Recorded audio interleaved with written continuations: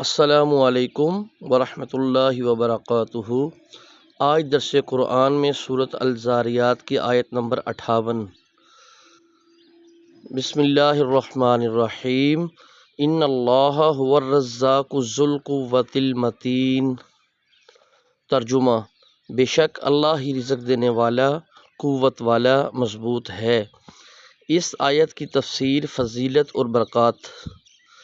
اس آیت مبارکہ میں اللہ پاک کے صفات کا ذکر ہے کہ وہ کائنات کی ہر شے کو رزق دیتا ہے اور اضافہ کرنے کی طاقت رکھتا ہے۔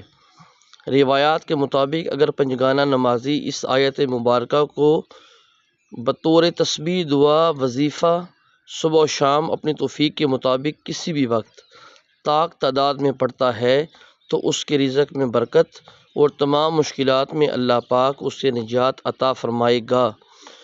قرآنی حروف پڑھنے کی بے شمار نیکیاں الگ سے لکھی جائیں گی انشاءاللہ۔